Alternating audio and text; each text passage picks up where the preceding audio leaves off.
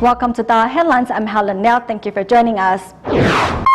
Philippine city volunteers hold a rice distribution in the slum area of Novatas City. We visit a youth vocational training center in Taiwan to see how the government is helping young people find a job. And we investigate why the reason Indonesian smog has developed into the worst environmental crisis in 16 years. In the Philippines, city volunteers held a rice distribution in the slums of Novatas City. As most of the families in this area can barely make ends meet, children are often forced to discontinue their education. Thanks to the rice distribution, some 500 families don't have to go to sleep on empty stomachs anymore. In spite of her long-term knee pain, Nina Solayao has no money to see a doctor. This 20-kilogram bag of rice from Tzu Chi will feed her family of 8 for many days. This is a great help for my family because my husband's salary cannot cover our daily expenses. These are tears of joy. Thank you so much for all the help. God bless you. For those living in the slums of Novatas City, it is a blessing to have the ability to make ends meet. Care recipient Emelita Cordova's family goes to sleep on empty stomachs many nights. My husband doesn't make a lot of money, only about $4 a day. My children had to quit school so we could have money to purchase food.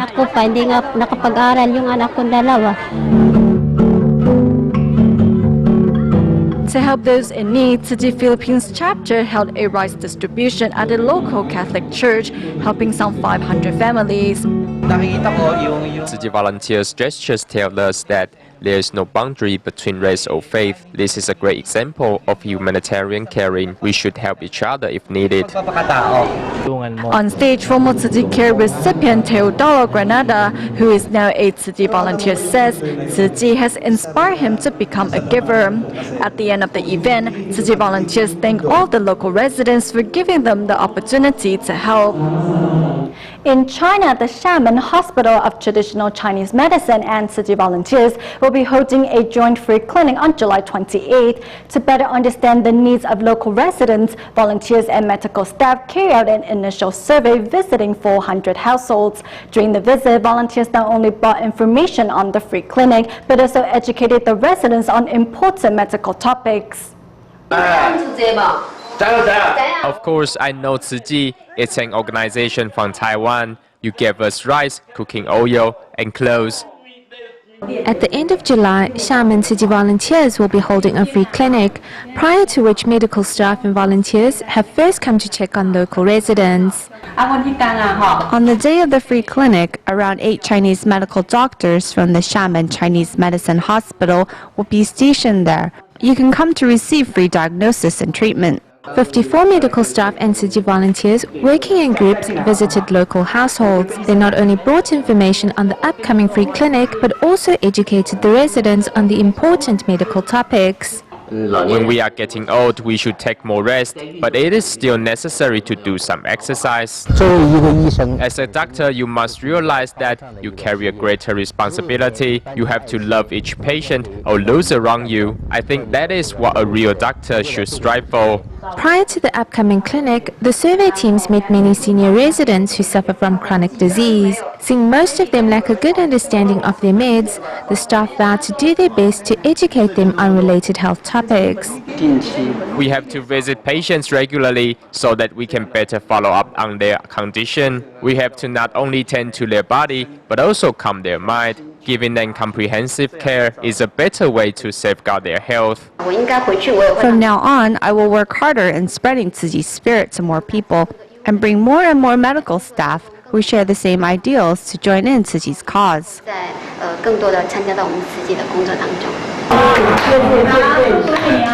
Altogether, Tzu Chi volunteers and medical staff visited around 400 families.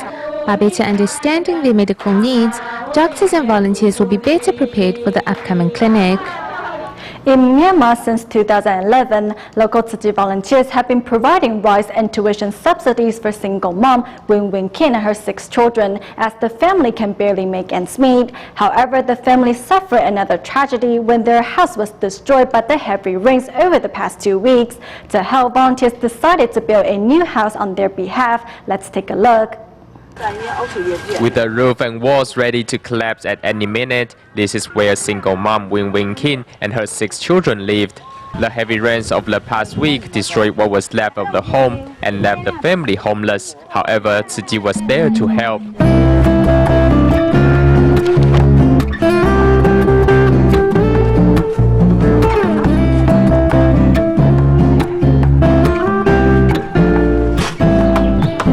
After picking out sturdy building materials, carpenters get to work building a new house that will be big enough to comfortably house Win Kin's large family. Inspired by the job, the carpenters work on despite the heavy rains. When my children found out the volunteers are building us a new house, they were so happy and constantly asking when the new house will be ready. After 7 days, the house is ready for the family to move into. To celebrate the day, volunteers arrive with rice as a housewarming gift. We saw the new house all the way from the road. I was so happy to see that and happy for the children's sake, as they now have a more comfortable place to live. I saw how excited they were.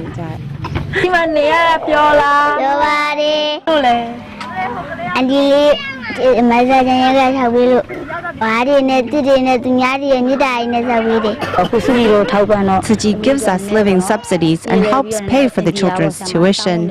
So now, as a family, we are doing much better.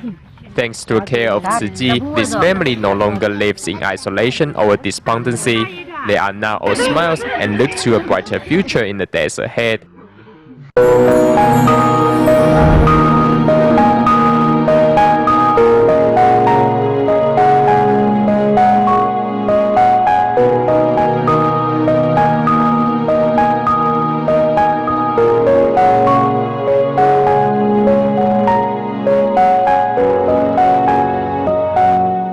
In France, under the influence of the debt crisis in Europe, 1 out of every 4 young people is currently unemployed. Here in Taiwan, we're not doing so great either, as statistics recently showed that nearly 13% of our youth are also out of jobs. Today, we begin a new series of feature reports where we head to a youth vocational training center to see what the government is doing to help young people find a place in the workforce. It is said young people are the hope of our future. However, statistics show that more than 12% of Taiwan's youth are unemployed, 3 times higher than the average unemployment rate. It is probably more difficult to find a job you like. I would like to become a bank teller or go into sales. I think people nowadays changes jobs real quick. I don't mind how much I get paid, but more that I get a job opportunity. The unstable jobs and low pay have young people nowadays calling themselves the young and the poor. Yet, despite the circumstances, there are some working hard to find a place for themselves in the workplace. The Employment Service Center has information on training courses for those who are working already, and I saw this, which is something I'm interested in. Regardless of the light, heat and noise pollution Lai Hongxiong has to put up with, he nevertheless spends his whole day inside the vocational training center. Lai hopes through these free training courses to gain the skills required to secure a good job. I always tell myself that hard work is the key to success. I aim to get more license. Interested in this industry, so I need more practice. To find a good paying job, we must first increase our own worth. Hiring a staff is quite a high expenditure for a business, though you may only receive a pay of 25,000 NT dollars a month, but the company needs to pay more than 30,000 NT dollars, so they will look into whether you are worth that or not. To ready these students for the marketplace, the Vocational Training Center also invites professionals from all walks of life to pass on their knowledge and skills. We invite professionals from the business sector or educational institutes to come and teach new techniques to students so that they are aware what is needed in the marketplace. When they finish these courses, it will be easier for them to find a job. Another student, Xie Xiaojun, who worked in a mobile phone keypad factory for 2 years, is also here in hopes of keeping up with new technologies. In my previous job, I realized I needed this skill, so I came here to learn. Through computers, we are able to get more accurate numbers. That's why I came here to learn about computer numerical controls. Besides improving their skills, students are able to learn things not found in textbooks through interacting with teachers and classmates. Learning skills here will help me to find a more diverse job when I enter the workforce. At work, I will be able to play a managing role when needed. We should all have a diverse set of skills. I think by doing so, we won't be easily replaced in our various industries. After the training course comes to an end, through employment service units, the center also finds and refers suitable employers to its students. We will first find out how a business operates and even invite the company managers to come to our center and give a briefing of the requirements or skills they look for in hiring staff and see if our students fit their criteria. Regardless of the current economy, the workplace is always in need of those with talent. To stand out in the crowd, it is probably best to make the most of the training courses provided by the government while in the prime of our life. Staying in Taiwan, Tzu Chi volunteers at Beitun district in Taichung regularly visit seniors at the local nursing home, hoping to bring them the much-needed family love and care. On the recent visit, volunteers performed popular Taiwanese classic with their harmonica, which left the seniors in high spirits as they look forward to the next visit. The melodious tune of the harmonica fills the room with a jolly atmosphere and brings back many happy memories for these seniors as they hum to the familiar classics.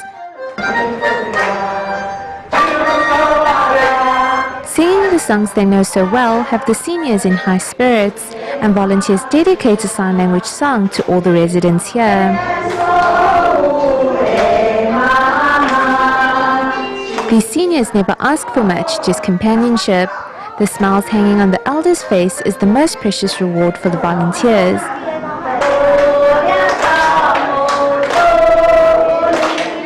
Volunteers also gift each senior with Tzu Chi's natural grain powder, not only wishing them happiness, but good health and longevity as well. In California, United States, the Tzu Chi El Monte Service Center organized a series of classes for children and grown-ups. At the clay creativity class, children learned to make useful items and ornaments out of clay. As well, at the flower arrangement class, under the volunteers' instruction, participants reached a peaceful state of mind. Thank you, Buddha. Thank you, Mother Earth. And thank you, Father and Mother. When you are saying words of appreciation, you cannot simply say these words, but you have to bear those subjects in mind. Be sincere and genuine, and you will reach a peaceful state of mind. At the Tzu Chi El Monte Service Center, California, the first lesson of flower arrangement class is how to calm your heart. Facing your families, you should not take anything for granted. Instead, you should treat your family members with love and be grateful for them. In today's class, Tzu Chi volunteers teach the participants how to improve their family relationships through flower arrangement. Master Zhen Yan often says women in modern society play an important role in their families. They are crucial in maintaining the marriage bond. So today, I integrated the topic of family into the flower arrangement class.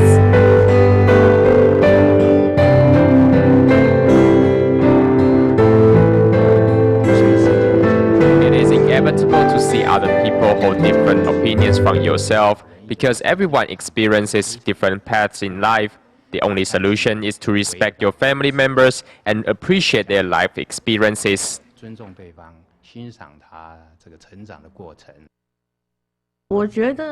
After I joined this flower arrangement class, I become more flexible, and my family relationship improved as a result.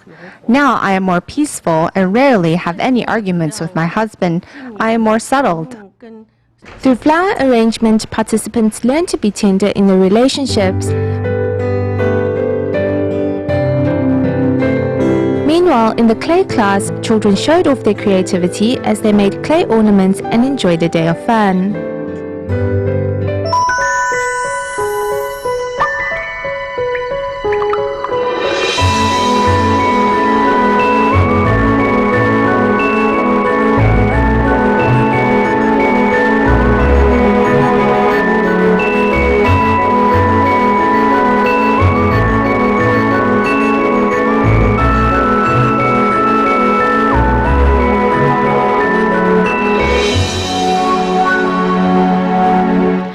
season smog in Indonesia has developed into the worst environmental crisis the country has seen in 16 years, as the haze caused severe health problems both in the country and nearby Singapore and Malaysia. According to experts, the method used by large corporations to expand their arable property was probably to blame for the massive fire. Here's more.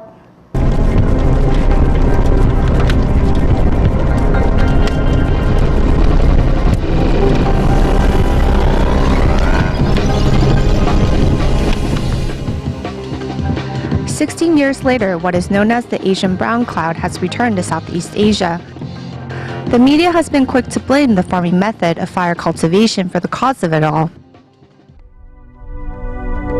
Historical evidence can trace fire cultivation to Finland in 1892, but its origins before that are unknown.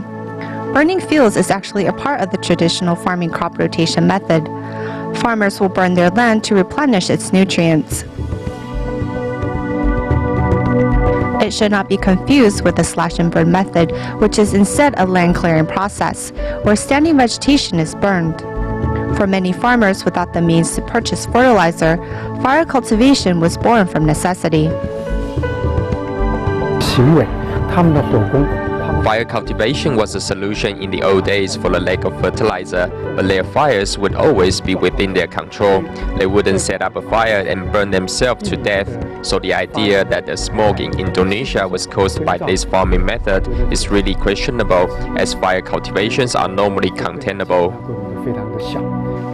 According to the United Nations report in 2002, the cause of the Asian brown cloud stems from the use of fossil fuel, cooking on dung or wood fires, and coal-fired power plants.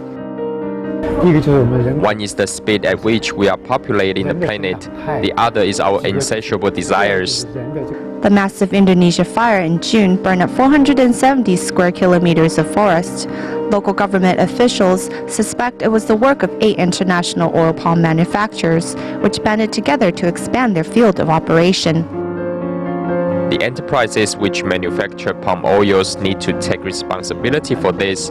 As the need for vegetable oil rises, many companies have moved to Southeast Asia to farm these trees, including areas like the rainforests in Sumatra, Indonesia.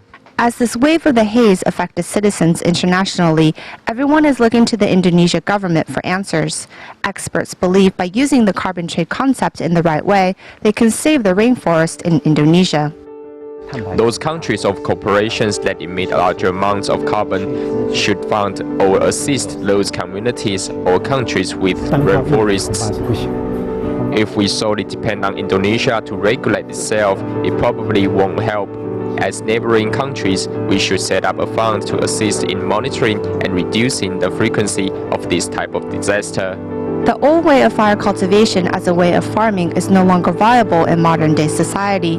As for helping Indonesia's local economy and ecology, we need to stop large enterprises in illegal investments and hold them responsible for their actions. In Malaysia, the Tzi Batu Pahat Liaison Office organized an environmental awareness session, which teachers and principals of more than 30 schools were invited to participate. One of the speakers, Vice Principal and Tzi volunteer Ling Choting, has been endorsing recycling at her school for many years now. Through sharing her personal experiences, Ling hopes to inspire other educators to join her ranks. Here in Malaysia, the Vice Principal of Johor Bahru's Pingming Elementary School is sharing her campus recycling blueprint with fellow teachers. We hold a recycling contest once in a while. We see which class can gather the most amount of newspaper, and the class which collects the most amount of paper by weight will get a prize. Ling Choting, also a Tzi volunteer, has taken it upon herself to encourage students and teachers to practice recycling and embrace vegetarianism. When our principal agreed to this cause, we began to promote meatless diets as a way to save our planet. And now our students are used to occasionally eating vegetarian meals. This event, organized by Tzi Batu Pahat Liaison Office, proved to be a rewarding experience for teachers and principals alike. We learned from our video clip that recycling is indeed very important, as we need to save our planet. Our plan is to next promote the concept of recycling to our students and perhaps attend recycling fairs to raise their awareness on the effects of recycling. The act to save our planet starts with education. Volunteers hope that one day recycling and environmental awareness may find its way onto every school campus. As it is the summer holidays here in Taiwan, teachers and parents have come up with various ideas to make the summer break a meaningful and fulfilling one for children. In Wenshan district of Taipei City, a kindergarten teacher arranged a visit to Tsuji Xingdian Environmental Education Center, where students practiced sorting recyclables and took the experience home with them. Knowing that the first step to environmental protection begins with reducing their carbon footprint, students travel to the recycling station on foot, already sweating before their work even begins. They nevertheless look forward to what the day has in store for them.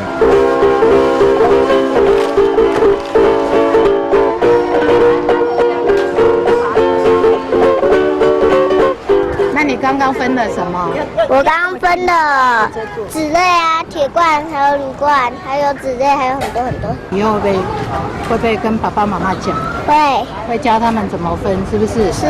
那你刚刚分了什么？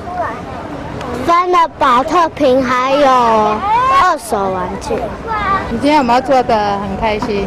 开不开心？开心。有没有学到？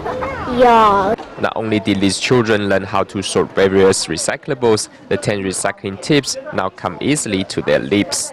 瓶瓶罐罐纸垫135七。 After understanding the hard work which goes into sorting recyclables, next the students learn how to turn these recyclables into gold. We wanted them to visit a large-scale recycling station for them to learn and experience what practicing recycling is about, as a way to further nurture their appreciation for our world. Recycling is everyone's responsibility and duty, so we hope that once these children learn how to recycle, they may share this concept with others. As the half-day event comes to an end, students go home better educated and take this rewarding experience back home with them to share with their family. At the Canada Day celebration held in the Evergreen Cultural Center in the city of Coquitlam, local Tzu Chi volunteers seized the chance to pass on environmental concepts to the general public. Some students even traveled for hours to learn how to sort recyclables from the volunteers. We will leave you with these images. Thank you for watching DaAi Headlines. Goodbye.